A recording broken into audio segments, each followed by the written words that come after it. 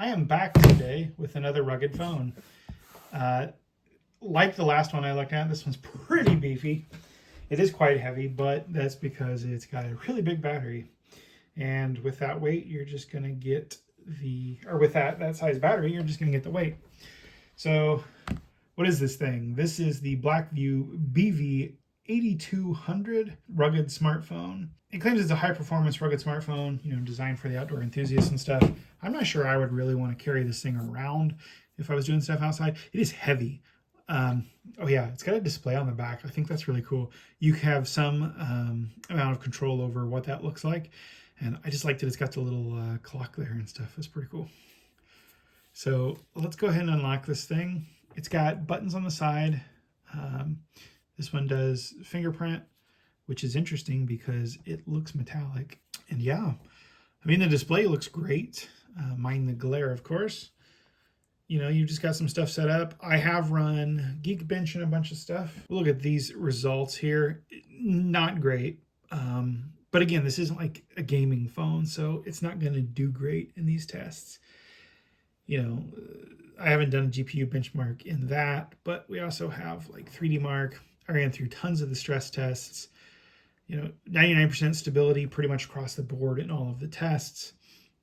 It did not do very great, but again, it's not a gaming phone. There's 98.5% on Steel Nomad and, pretty low scores, but it's not a gaming phone. So let's talk about, why it's actually good.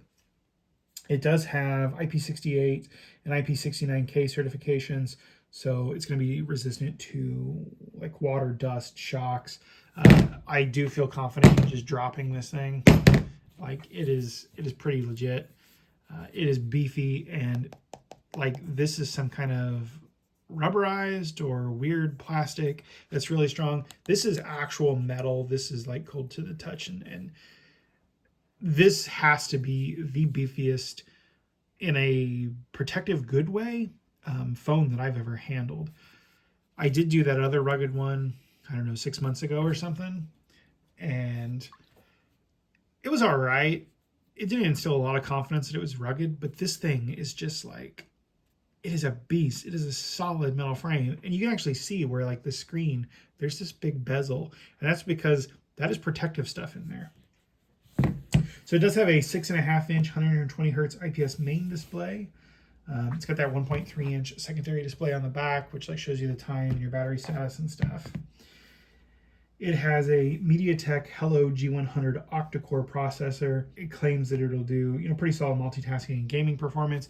You're not going to do any like top tier titles on here, but like I was playing Boom Beach for quite a while. That's one of my favorite tests, mostly just to handle, the battery and stuff.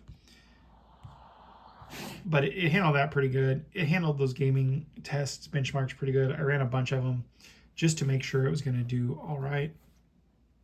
And yeah, I mean, anything I've thrown at it is done well. Now, the reason it's heavy, other than this metal on the side, is because it has a 8,800 milliamp battery.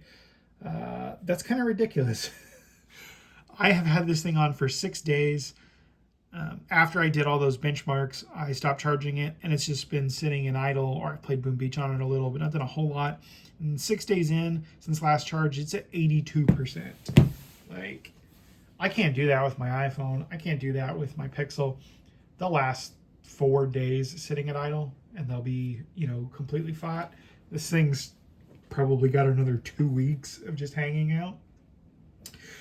It supports 45-watt fast charging, which for a phone, I mean, that's pretty good. You don't want to build up a lot of heat, so 45 watts is adequate. People will complain they want like 90 watt, but then you need multiple batteries that are independently getting power, and 45 watts is perfectly fine. It does take a long time to charge though, because it's 8,800 milliamp battery, so keep that in mind. The main camera can only record video at 1080p. Let me get back into it here. There we go. Oh, there it is. So we're in the camera, and it's, it's okay. It's nothing too exciting, but again, you're buying a rugged phone. You're not buying a phone with a top tier camera and everything. So it works. 1080p at 30 frames per second. That's the best you're going to get on video. It does have like night modes and you know, all these different modes and stuff that are just kind of baked into Android. It does have a flashlight. You know, you just access that like normal. It's not the brightest flashlight, but it's also, you know, I mean, it's a phone, right? Come on, guys. It has Doke OS 4.0. I don't exactly understand what that is. It's just some flavor of Android that they've decided to make. It's Android 14. They claim it has a smooth and user-friendly experience with full Google Play support. I've not found anything to the contrary. Google Play works fine. I don't know how I feel about the custom operating systems, like what all is going on in there, and you know, stuff like that. You go into settings and it's got pretty much the normal stuff. It mostly looks like Android. I guess you need that some for that back display. There are settings in here that I've never seen before in Android for that. Other than that, you know, I mean, it works, right? Without getting out some Mo's picks and testing the screen like Jerry Rig, I'll leave stuff like that to him. I'm confident that if I drop this a few times from like, you know, waist level, like it's going to survive. It's going to take it like a champ. It does have that, what did I say, IP69H, IP69K, and IP68 ratings. So, you know, you splash it, you're out in the rain, it's going to do all right. It does have Gorilla Glass, Corning Gorilla Glass on the screen to protect it from stuff like scratches. So you'll get whatever's consistent there with that level of protection. Other than that, I don't have much to say. It's definitely not a phone for me. I like something light. I keep my phones in my breast pocket, so I'm not necessarily the market for this thing, but I like it. And I really like the design. Like, everything looks nice. I got the orange model, so it's got this nice orange trim. You know, it lets you know that it's waterproof right on the side. That's kind of funny. The buttons are very nice. You've got, so this is just an action button. So you can like set it to do the torch or an SOS mode or whatever. I've not really had phones with action buttons other than the other one of these. Now, you do have the tray for your SIM card, and I believe you can expand the storage here with True Flash.